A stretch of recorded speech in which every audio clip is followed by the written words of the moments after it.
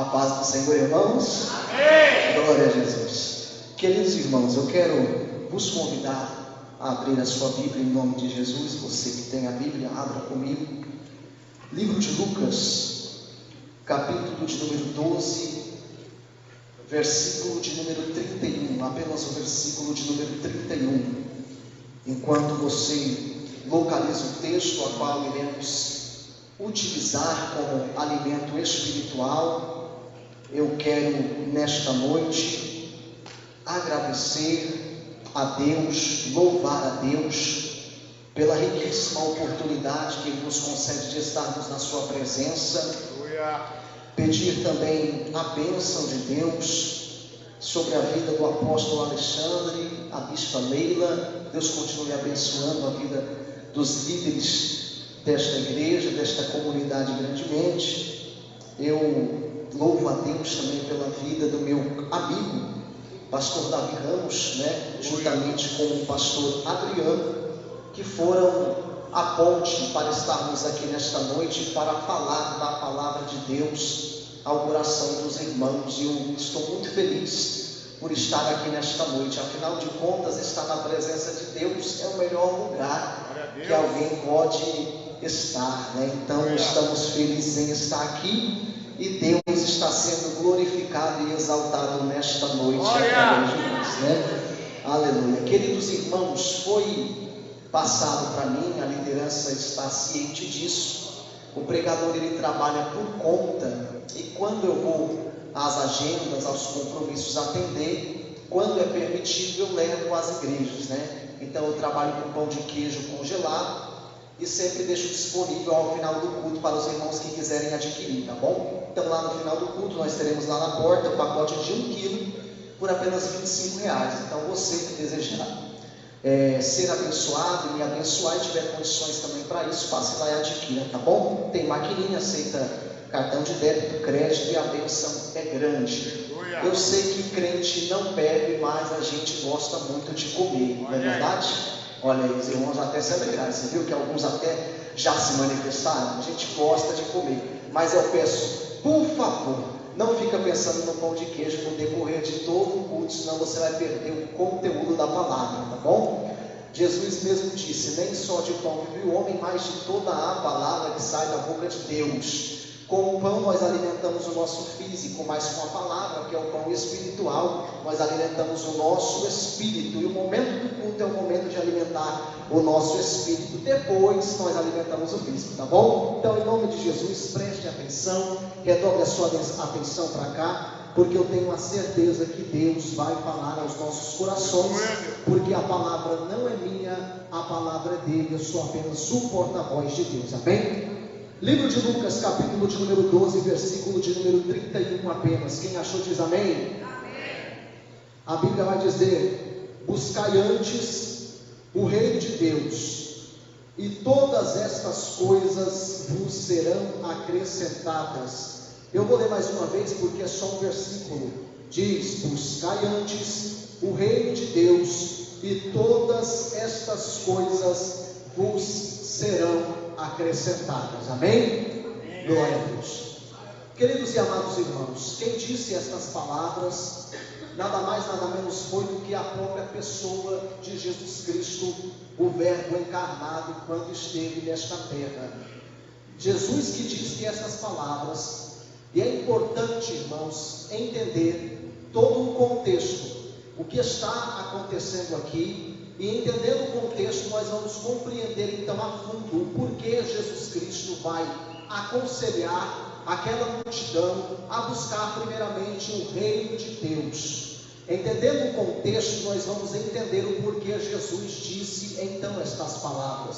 O contexto, ele é iniciado logo no primeiro versículo do capítulo de número 12, aonde nós enxergamos a pessoa de Jesus Cristo trazendo um ensinamento. Ele está pregando, ele está ensinando. Logo aos primeiros versículos do texto, a Bíblia vai dizer que se reuniu uma grande multidão. Esta multidão era tão grande que eles atropelavam uns aos outros. Eles desejavam ouvir Jesus, eles queriam ouvir Jesus, até porque Jesus tinha a palavra de vida eterna. Jesus simplesmente, ele é a maior referência. O pregador dos pregadores estava ali, o mestre dos mestres estava ali presente, o pastor dos pastores estava ali presente, o profeta dos profetas estava ali presente. Se nós nos alegramos já em ouvir certos pregadores, imagine você ouvir o próprio Verbo encarnado pregando, ouvir o ensinamento do próprio Mestre, do Verbo encarnado ensinando. Nós sabemos que, independente do tema que Jesus abordava, independente do tema, da temática que Jesus pregava, nós sabemos que todo ensinamento de Jesus era um ensinamento divino. A pregação de Jesus era uma pregação divina, algo que não era da terra, algo que não era normal, era sempre algo sobrenatural, algo que vinha do coração de Deus, algo que vinha do coração do Pai, para alimentar espiritualmente aquela grande multidão. Assim era o ensinamento de Jesus, algo divino. A Bíblia vai dizer, por exemplo, que Jesus, ele era muito diferente dos escribas e dos fariseus. Jesus não pregava como os escribas e os fariseus. A Bíblia vai dizer que Jesus pregava como tendo autoridade. A pregação de Jesus é diferenciada porque é sempre algo divino. O que me chama a atenção dentro deste contexto é que Jesus está trazendo para a multidão algo que vem do alto, algo que vem do céu, algo divino. É o que Jesus está trazendo para eles. Só que de repente, no meio daquela multidão, no meio dos ouvintes, a Bíblia vai dizer que alguém vai atrapalhar a pregação de Jesus. Alguém vai interromper, parar a pregação de Jesus. Atrapalhou, interrompeu. E este alguém que atrapalhou a pregação de Jesus, ele vem com ele com uma frase. E logo esta frase, na verdade, é uma ordem. Ele atrapalha a pregação, trazendo uma ordem para Jesus. Esse personagem, ele aparece em cena, e o que ele vai falar para Jesus é assim: mestre, diz a meu irmão que reparta comigo a herança. Perceba, Jesus está trazendo algo divino para a multidão. Alguém atrapalha a pregação, o ensino de Jesus, para falar de herança. Para quem não sabe, isso daqui está apontando para as coisas que são da terra, para as coisas que são de baixo. Eu quero que você pense nisso, porque Jesus está trazendo para alimentar a multidão algo que é do alto, algo que é do céu, algo que é divino. Alguém atrapalha a pregação, não para perguntar sobre o que Jesus estava abordando. Se fosse pelo menos para perguntar sobre o que Jesus estava abordando, para fazer uma pergunta, elaborar uma pergunta, porque quem sabe não entendeu alguma coisa, e atrapalhar a pregação para perguntar, para não sair com dúvida, até seria relevante, até seria aceitável. Mas não, Jesus trazendo algo do céu, e alguém atrapalha a pregação para falar das coisas da terra. No contexto da igreja da atualidade, nós vivenciamos isso aqui. Hora ou outra nós vivenciamos isso aqui. Obviamente que não atrapalhando a mensagem de forma visível, de forma coletiva, mas de forma individual. Existem pessoas, existem crentes, existem pessoas na igreja que estão da mesma maneira deste homem aqui. O pregador, muitas das vezes, o apóstolo, o pastor, o profeta, aquele que está ministrando, sendo direcionado por Deus para trazer algo do céu, algo divino, e muitas das vezes alguém, no meio da multidão ali, o coração dele não recebe aquilo que é do céu. Perceba que o coração deste homem não recebeu a mensagem de Jesus, porque se ele tivesse recebendo aquilo que era divino, ele não teria tempo para pensar nas coisas da terra. Mas esse homem aqui, ele é tão carnal no meio da multidão, e ele está tão desligado no meio da mensagem, que Jesus está trazendo algo divino e ele interrompe para falar algo da terra. Espiritualmente falando, a mesma coisa acontece com alguns de nós. A mesma coisa acontece. Hora ou outra a mensagem divina está sendo pregada, e alguém agoniado, com o coração fechado, não está recebendo aquilo que vem do alto. E aí ele vem para o culto, ele chega no culto, ele entra no culto, ele sai do culto da mesma maneira, sem ser impactado, sem receber a presença do Espírito Santo, sem ser transformado, sabe? Sem ser confrontado pelo Evangelho. Ele sai de uma maneira, e ele entra de uma maneira e sai da mesma maneira, porque não recebeu aquilo que era divino. O pensamento dele, o coração dele ou dela estava nas coisas da terra, e ele ou ela não vê a hora de um pregador falar das coisas da terra. Se falar prosperidade, opa, sucesso, aí ele até dá um brado de glória a Deus. Se duvidar, até línguas estranhas sai. Se falar das coisas que pertencem aqui embaixo, ele logo se liga. Mas o que Jesus está trazendo é algo do céu. Este homem atrapalha, não prestou atenção e fala das coisas de baixo. Jesus aproveita esta oportunidade para começar então a dar uma lição à multidão. Então, primeiramente, quando Jesus contempla isso, esse cenário, Jesus primeiro vai dizer assim: acautelai-vos da avareza. E depois ele vai dizer: porque a vida de qualquer um não consiste na abundância do que possui.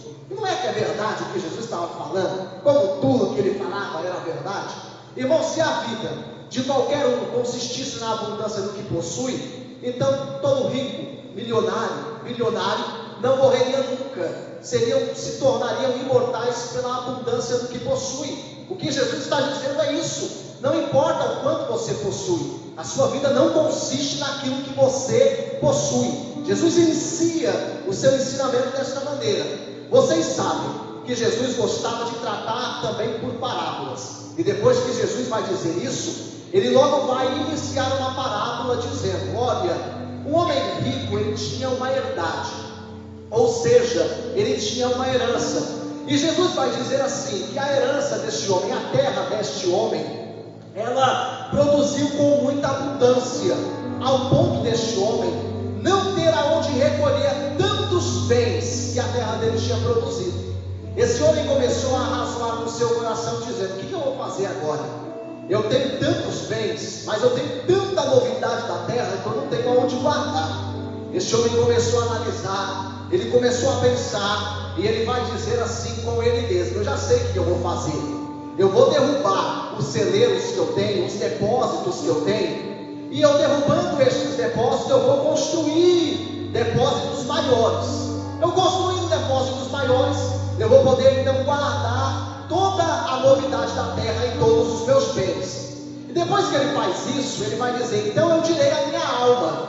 Isso aqui é relacionamento consigo mesmo. Isso aqui é relacionamento interno. O ser humano, na verdade, ele é constituído para relacionamento. Nós sabemos que o ser humano foi constituído por Deus um ser tricótomo, constituído de espírito, alma e corpo. Corpo, alma e espírito.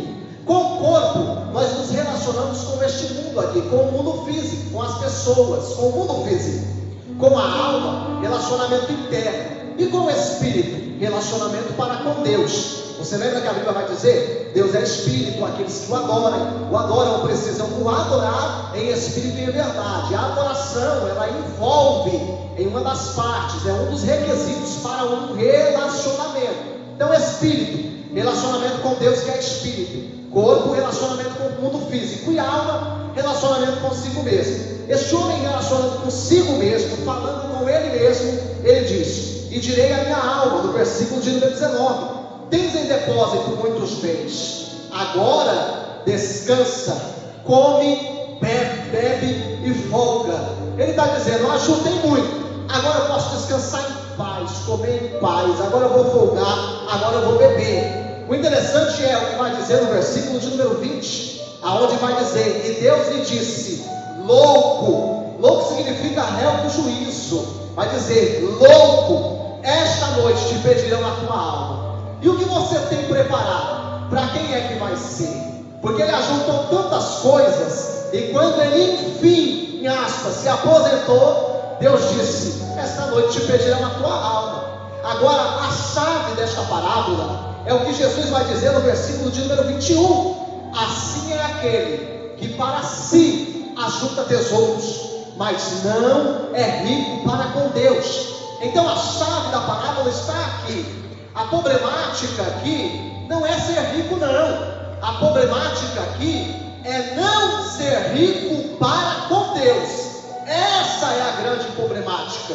O que Jesus está querendo dizer aqui é que este homem, ele investiu a sua vida na conquista pelas coisas aqui da terra, mas ele não investiu tempo nas coisas do reino de Deus ou nas coisas do reino dos céus.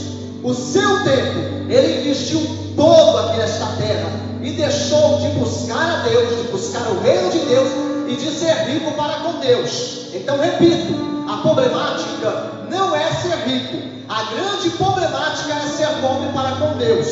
Se você for rico na terra e rico para com Deus, está tudo certo, meu irmão, está tudo certo.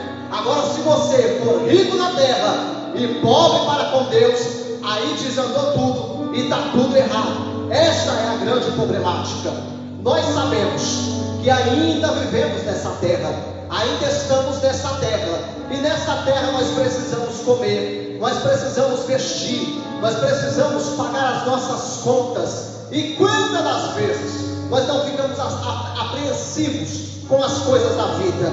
É bem verdade que, como ainda vivemos nesta terra aqui, nós ficamos às vezes angustiados, apavorados. O que eu vou fazer? Como que eu vou precisar fazer hora extra, eu vou precisar trabalhar mais, vou precisar sair da igreja, investir no trabalho, alguma coisa eu vou precisar fazer. Há momentos que nós ficamos apreensivos, e há momentos que ficamos tão apreensivos que nem culto de louvor e adoração podemos dar a Deus, porque às vezes o nosso corpo até está aqui, até está aqui o nosso corpo, mas o nosso pensamento está lá na conta, o nosso pensamento está preso nas coisas dessa vida. Eu não digo só de dinheiro, mas em tudo no que tange as coisas dessa vida, em tudo, na enfermidade, na doença, no ente querido que está afastado, as coisas da terra. E nós estamos às vezes no culto, mas não conseguimos adorar, não conseguimos receber nada de Deus, porque o corpo está aqui, mas a mente está lá nos problemas, nas problemáticas da vida. Jesus, depois de abordar isso, a parábola e tudo mais, Jesus sabe que no nosso coração é apreensivo com as coisas dessa vida, e tudo que ele deseja é tirar esta preocupação do coração dos discípulos. Então ele vem nesta noite para acalmar o coração de alguém que está apavorado, que está cansado, que está desesperado, agoniado, e ele vai começar a dizer assim: olha, eu sei que a vida é importante, isso é tudo importante, mas não precisa ficar apreensivo por essa vida. Jesus logo inicia outro ensinamento dizendo: olha, e ele vai usar a natureza para dar esse ensinamento. E ele vai dizer: considerai os corvos. O que Jesus estava dizendo é: olha para os corvos, observa os corvos, analisa os corvos, considera, olha para eles, e vocês vão perceber que o corvo, ele não trabalha, ele não semeia, ele não tem despensa, ele não tem celeiro, ele não guarda. Mas Jesus vai dizer: mas mesmo assim Deus alimenta o corvo. Mais à frente, no 27, ele vai dizer: considera os lírios do campo, olha como eles crescem, eles não trabalham, eles não depositam. Mas eu vou dizer algo para vocês: nem Salomão, em toda a sua glória, pôde se vestir como um deles, como um desses lírios. E ele vai dizer: se Deus veste a erva que hoje está no campo e amanhã vai ser lançada no forno, quanto mais a vós, homens de pequena fé. Aí ele vai dizer: não precisa perguntar o que vocês vão de comer, o que vocês vão de beber, não precisa andar inquieto, agoniado, atribulado, porque os gentios do mundo buscam estas coisas. Gentio é ímpio, ele está dizendo: o ímpio, quem é de fora, busca estas coisas, priorizam estas coisas, mas vocês não precisam ficar apreensivos por isso, porque o Pai sabe que vocês necessitam delas. O que Jesus estava dizendo é: se o Pai alimenta o corpo, se o Pai veste a erva no no campo, quanto mais vocês. Por acaso não sois vocês mais importantes do que os passarinhos? Por acaso vocês não são mais importantes do que a erva do campo? Então Jesus está dizendo nesta noite para alguém: ei, para que ficar apreensivo? Arranca a preocupação do coração, porque, irmãos, eu já vivi isso daqui, irmão, e eu posso te garantir que Deus é o Deus de providência, irmão.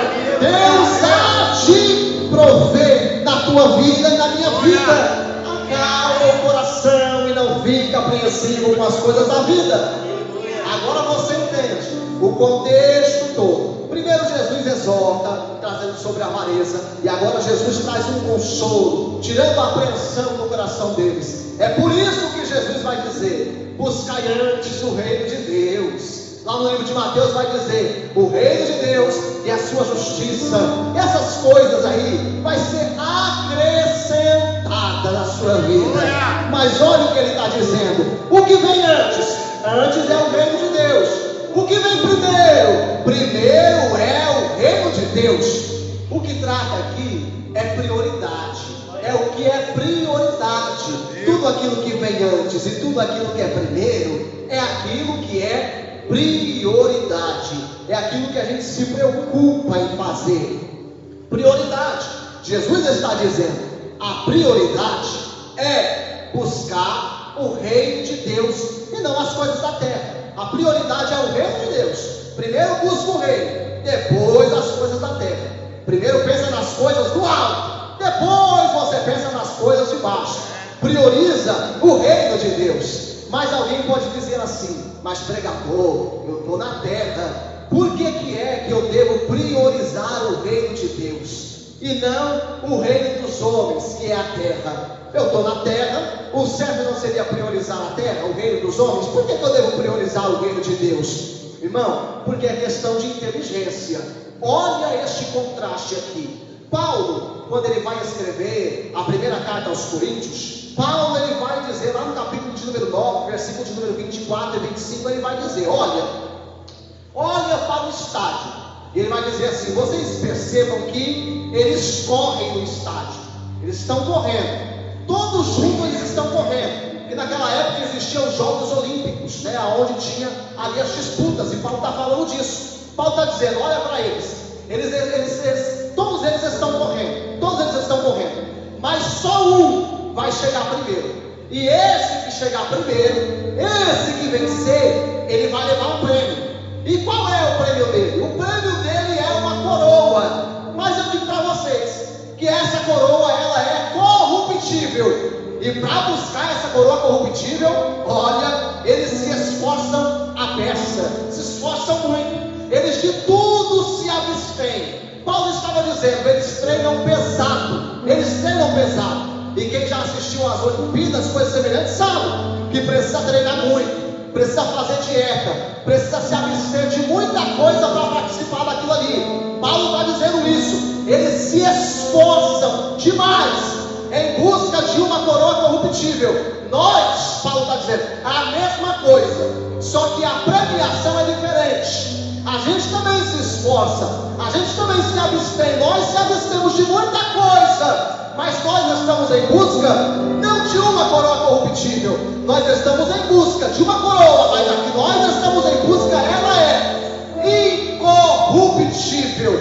É uma outra passagem bíblica, lá em Mateus capítulo 6, versículo de número 19 até o 21, Jesus vai dizer: não buscai as coisas aqui de baixo, não buscai as coisas da terra, não busquem os tesouros, não ajuntem tesouros dessa terra para si. Por quê? Porque a traça corrói, a ferrugem corrói, vem o ladrão, mina e rouba, mas ajuntai tesouros no céu, porque lá não tem traça, não tem ferrugem, não tem ladrão para minar, roubar ou furtar. Então perceba, olha o contraste aqui, olha o contraste. À luz da Bíblia, as coisas aqui da terra, todas elas têm prazo de validade.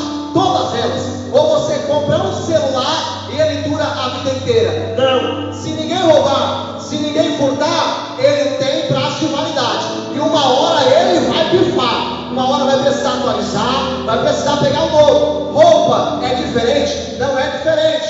Ou hora ou outra, você precisa trocar todo o seu guarda-roupa, porque vem a graça, estraga a sua roupa e você precisa comprar outra. Tudo nesta vida tem prazo de validade.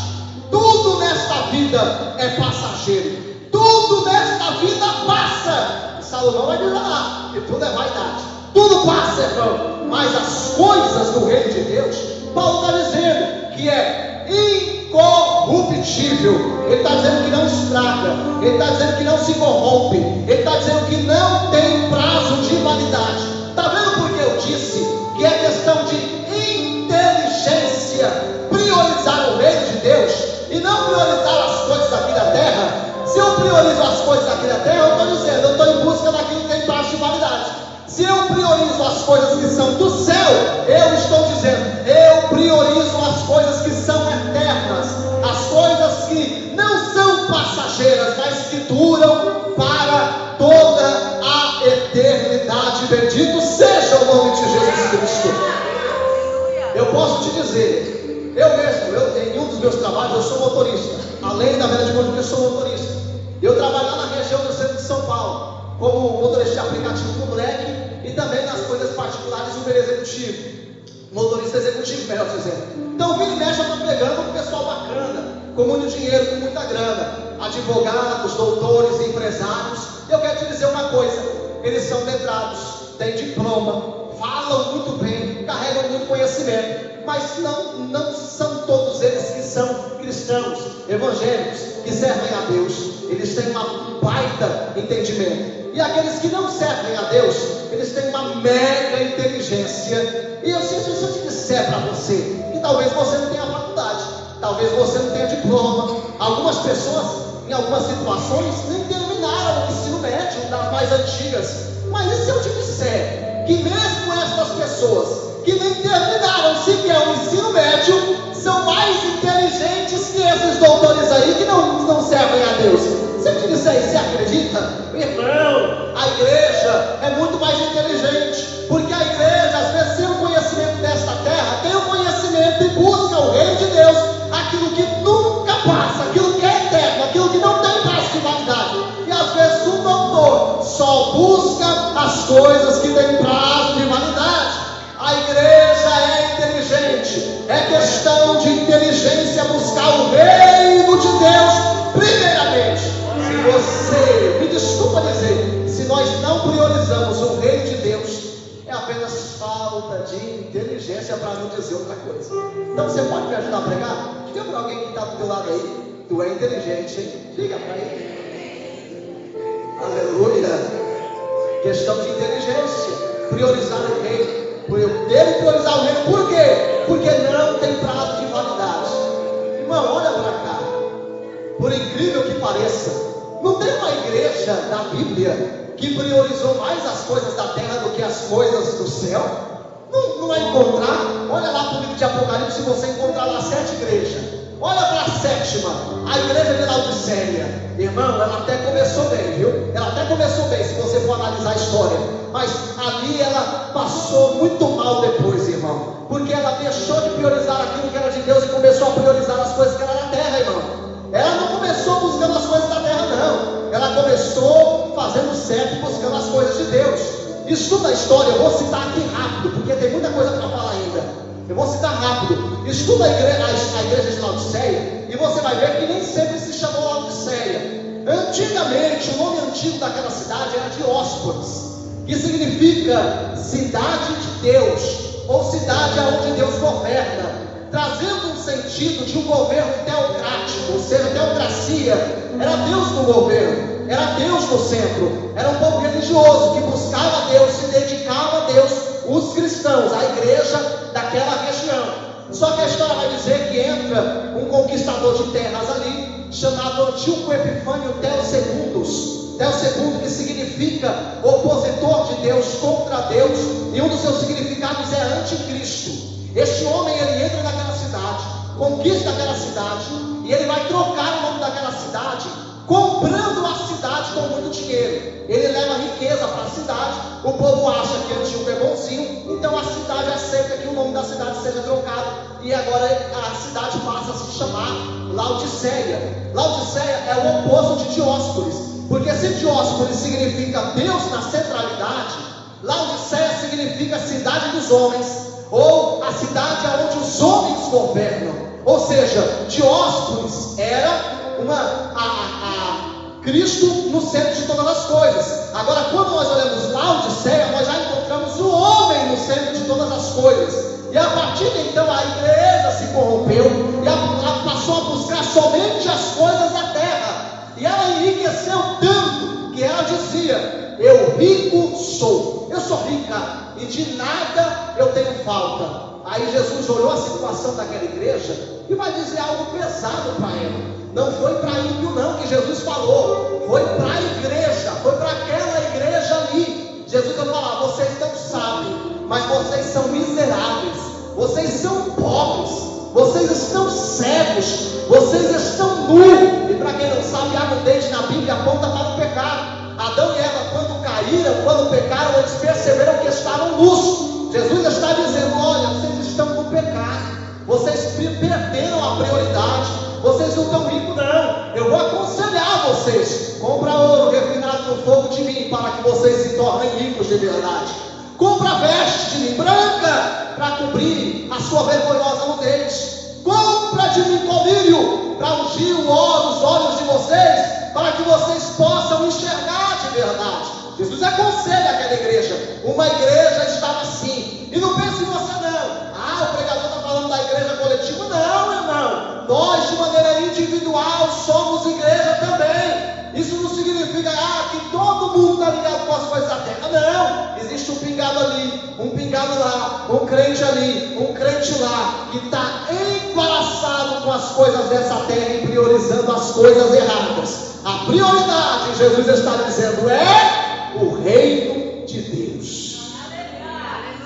Eu entendo então, à luz da Bíblia, agora, que eu preciso buscar o reino de Deus e que este deve ser prioridade na minha vida.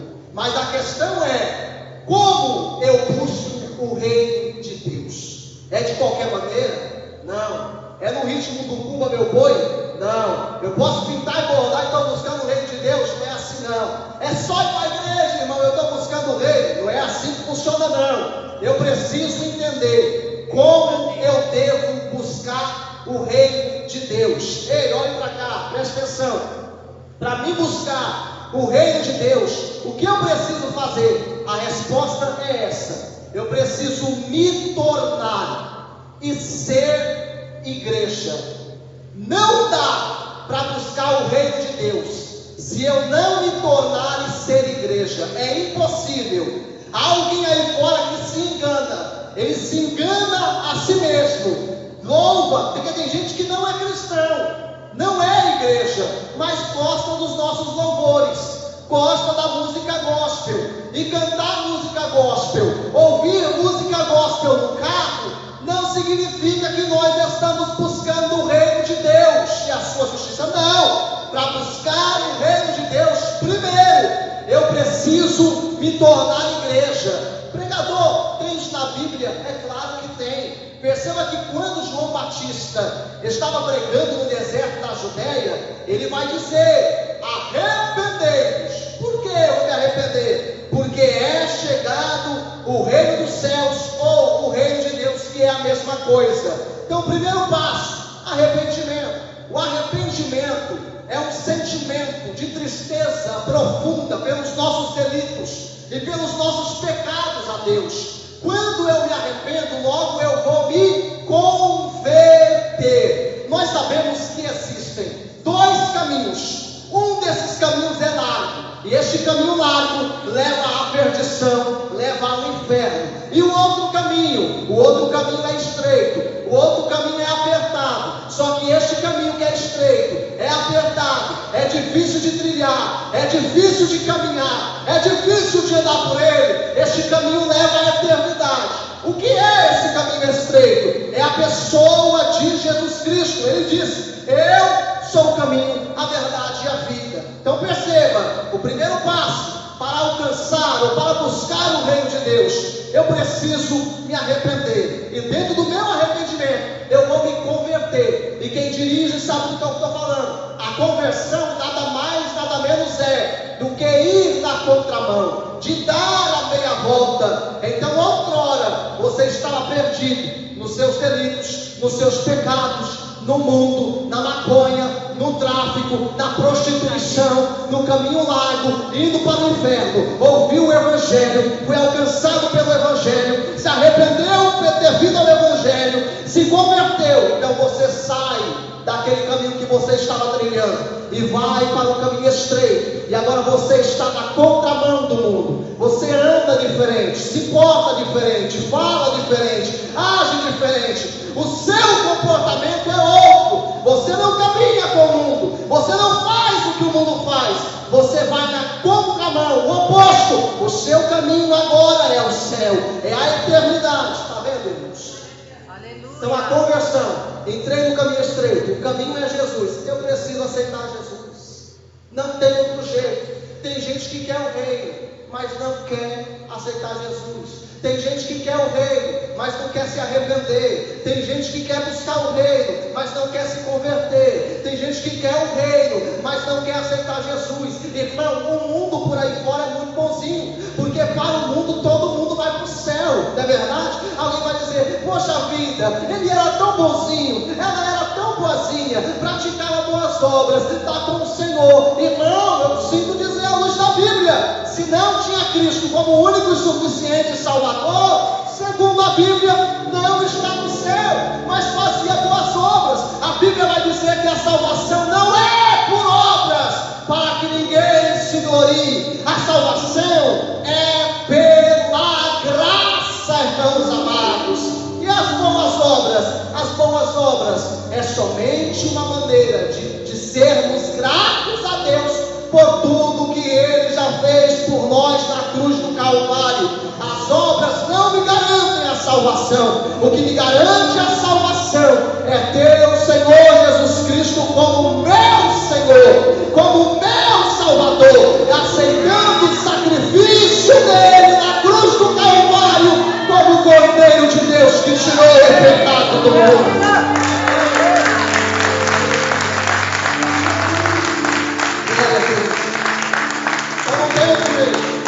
Quer buscar o reino, precisa se entregar a Jesus. Ah, pregador, mas todo mundo aqui é crente, todo mundo aqui que está na igreja, já aceitei. Mas tem gente que quer sobre isso, porque nem todo mundo aceitou de coração. Tem gente que aceita da boca para fora, irmão. Se você diz que aceitou Jesus, não se converteu, não se arrependeu, irmão, você não aceitou Jesus. Dentro disso, de se arrepender e da conversão, estou encerrando, está também o nascer de novo. Está na Bíblia. Jesus está conversando com Nicodemos e ele vai dizer, olha, se você não nascer da água e do Espírito, se você não nascer de novo, não pode herdar o reino de Deus, não pode entrar no reino dos céus. É necessário nascer de novo, é necessário nascer de novo. Aí ele pergunta, e você já conhece a história, como é esse negócio? Ele nos explica. Nascer de novo, irmão, nascer de novo. Você nasceu, você trazia consigo um caráter, um ritmo de vida, as coisas mundanas e tudo mais. Nasceu de novo, é tudo novo, irmão. A Bíblia vai dizer, as coisas velhas se passaram, eis que tudo se fez novo. Você é uma nova criatura, você nasceu de novo, é um novo caráter, um novo pensamento, a mente de Cristo. Você não faz mais o que a sua carne deseja, você vai fazer o que Cristo quer para a tua vida. Você nasceu do Espírito e faz a vontade do Espírito. Aleluia. Ah, pregador, então é verdade, hein? Olha, não aceitei Jesus não. Aí, oportunidade, aí aceita Jesus de novo, agora de verdade. Se convertendo, se arrependendo dos pecados, deixando o delito, nascendo de novo. Então é assim que eu me torno igreja. Mas eu tenho que continuar, porque aqui eu iniciei a busca pelo reino. E como eu continuo? Sendo igreja. Lembra que eu disse? Se tornou, porque aceitou Jesus. Agora eu tenho que ser igreja. E como que eu fico sendo igreja? A Bíblia vai dizer lá em 1 Coríntios 12, do 12 ao 31, e você vai enxergar lá, que nós somos membros de um só corpo. Então perceba, para mim continuar sendo igreja, eu preciso ser um membro ligado aos outros membros. Então tira esse negócio da cabeça. Eu sou igreja, eu sou morada, templo do Espírito Santo. Eu não preciso ir ao templo, não. Eu não preciso ir lá onde os crentes se reúnem, não. Eu não preciso ir lá, porque eu já sou igreja. Não, sozinho, ninguém é igreja. Sozinho não, individual, nós somos membros. Nós se tornamos igreja quando os membros se juntam, irmão. Glória. Olha, perceba, o dedo aqui sozinho é apenas um membro. Ele não é corpo, não. Ele só faz parte do corpo. E ele se torna corpo porque ele está ligado à mão. E a mão está ligada no antebraço. O antebraço está ligado no braço. Que está ligado no ombro. Que está ligado no tronco. E assim se liga. É corpo. A Bíblia vai dizer que como membro cada um tem sua função. Mas o que nós aprendemos aqui é que precisa congregar. Precisa estar junto. E dentro disso aqui, na questão de membro, nós enxergamos algo aqui: unidade e comunhão. Sendo todos importantes. Ninguém é maior que ninguém. Não, é todo mundo nivelado, irmão. Está vendo aí? Olha aí. Sendo igreja. Para ser igreja, preciso ser membro. Preciso congregar. Preciso ter uma liderança. Eu preciso estar em lugar. Preciso ter comunhão com os meus irmãos. E se eu não tiver comunhão, então não estou buscando o reino de Deus, não. Eu não estou buscando o reino de Deus. Ou você já enxergou na Bíblia que existem mais de um céu, mais de um reino de Deus, mais de um reino do céu? Não, é só um. O céu é um só, e todos nós vamos morar juntos lá. Então é unidade e comunhão. Agora, se termina o culto, eu vou cumprimentar essa parte aqui. Essa parte aqui eu não cumprimento, não. Ali eu não vou com a cara deles. Irmão, o céu é aquela expressão popular. É o céu na boca da onça que tu está aí. Irmão, precisa ter unidade e comunhão. Precisa amar, irmão. Provoca alguém que está do teu lado e diga: vai ter que me engolir. Diga aí.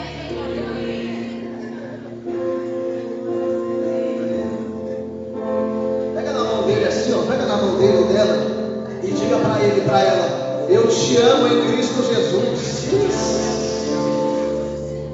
Isso, irmão. Precisa ser membro, ter unidade, ter comunhão, partir do pão. Isso é fazer parte da busca pelo reino de Deus, irmão. É ter unidade e comunhão. Deixa eu correr, porque eu tenho 3, 4 minutos. Aí eu dou continuidade. Me torno igreja. Fico sendo igreja. E agora, sendo igreja, o que eu faço? Para buscar o reino de Deus, eu preciso orar. A oração é um dos métodos para buscar o reino de Deus. Olha para os discípulos, está na Bíblia. Os discípulos: Senhor, nos ensina a orar. Aí Jesus vai dar um exemplo de oração, ensinando um exemplo de uma oração. Ele vai dizer: quando for orar, ora assim: Pai nosso que estás no céu, santificado seja o teu nome. Agora olha, a segunda parte da oração, porque a primeira primeiro eu começo glorificando a Deus. Então na oração eu não começo pedindo. Olha aí, está vendo o exemplo de oração? Pai nosso que estás no céu, santificado seja o teu nome. É glorificação e exaltação a Deus. Primeira coisa que eu devo fazer na oração. Nunca chego na oração pedindo nada. Primeiro eu chego na oração glorificando a Ele. Mas aí chegou o momento de pedir na oração, que é a segunda parte: venha a nós o teu reino. Olha o pedido. Você viu que ele não priorizou? Venha a nós a riqueza, venha a nós o ouro, a prata, os reais, os dólares. Não, venha a nós o teu reino. É pedindo as coisas do alto, pedindo as coisas do céu. Venha o teu reino, venha o teu reino. E tudo que tem no teu reino venha para mim. Libertação, salvação, batismo com o Espírito Santo, dom espiritual, glória, maravilha, unção, poder, renovo, avivamento. Ele está dizendo: venha a nós o teu reino. Eu quero tudo que é do reino. Manda para mim que eu quero, manda para cá que eu quero. Venha a nós o teu reino. Então, como eu busco o reino? Orando a Deus, pedindo as coisas do reino. Estou correndo, irmão. O que mais? Mateus 7:21 vai dizer: nem todo aquele que me diz Senhor, Senhor, Senhor, entrará no reino dos céus, mas aquele que que faz a vontade do meu Pai, este herdará o reino dos céus. Como que eu faço para buscar o reino? Obediência. Não adianta dizer Senhor, Senhor, porque naquele dia dirão: eu profetizei, eu preguei, eu tentei, eu expulsei demônio, eu não vos conheço. Porque era Senhor, Senhor, da boca para fora, mas não obedecia.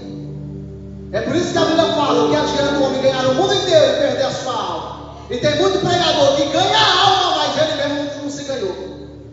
Entra nisso daqui também, não é só de riqueza. O que adianta ganhar o mundo inteiro? Quantos irmãos, quantos pregadores não ganham o mundo inteiro, são instrumentos das mãos de Deus, mas vivem de uma maneira toda errônea. Ele salva todo mundo, sendo um instrumento para salvar todo mundo. Melhor dizendo, quem salva Jesus Cristo, ele é um instrumento para salvação, e ele mesmo não foi salvo, que adianta? É a mesma coisa, eu preciso obedecer. Não adianta ficar na igreja, não, em desobediência, não ouve liderança, não recebe a palavra, não recebe a Bíblia, não adianta, irmão. Quer buscar o reino de Deus? Precisa de obediência. E eu vou encerrar. Terceiro, Mateus 11, do 11 ao 12 vai dizer que se faz violência ao reino de Deus, e pela força se apodera dele. O que significa isso? Que para buscar o reino de Deus eu preciso de esforço. Alguns de nós trabalhamos o dia inteiro, aí chega quarta-feira, olá, 8 da noite, eu preciso ir para o culto. O corpo fala: você está cansado, vai dormir, você merece, é bem merecido, vai descansar desse negócio de igreja para depois.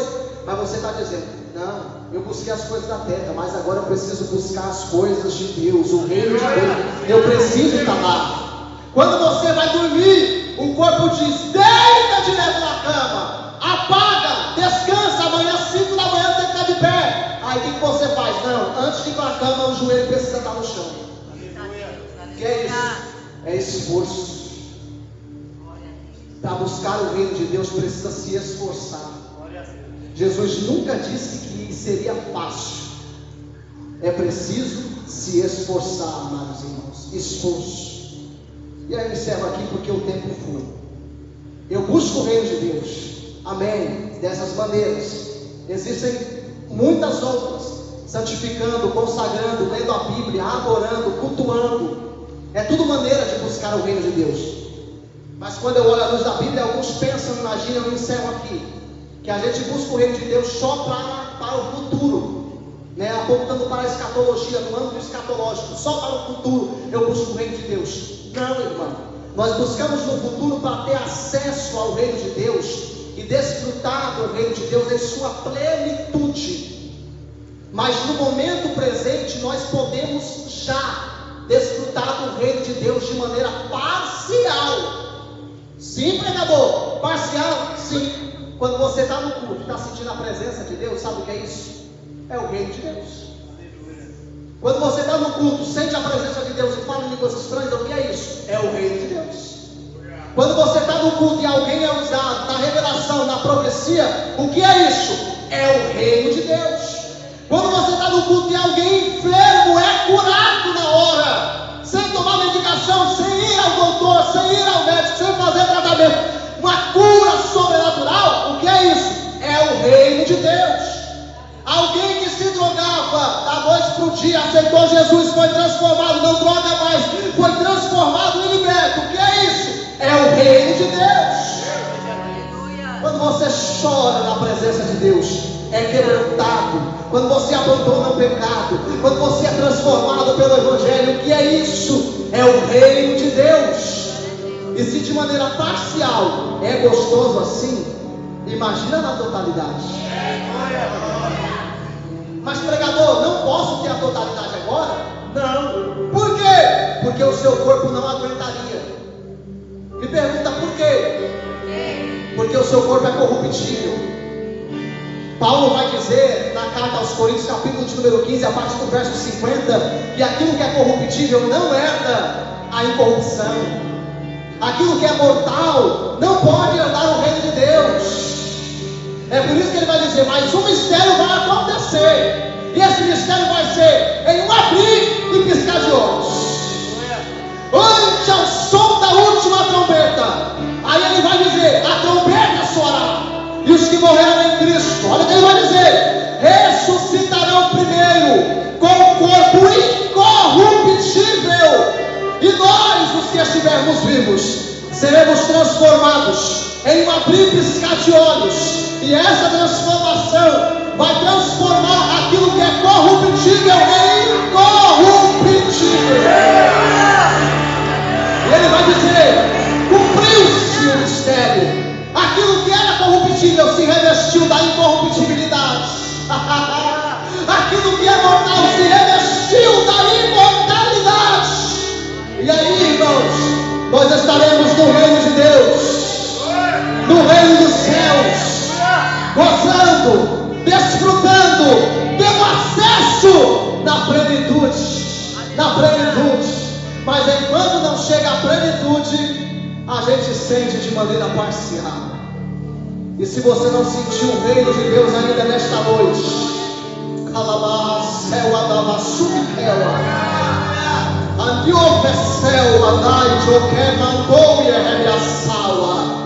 o céu me autoriza a liberar esta palavra para você.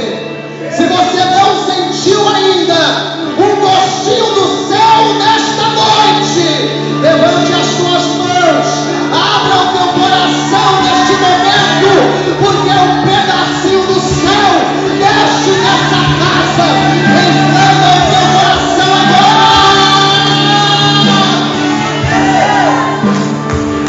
Sinta a presença de Deus, sinta a glória de Deus, seja impactado pelo poder de Deus. Busque primeiramente o reino de Deus, e as demais coisas serão acrescentadas. Que Deus abençoe a esta igreja em nome de Jesus.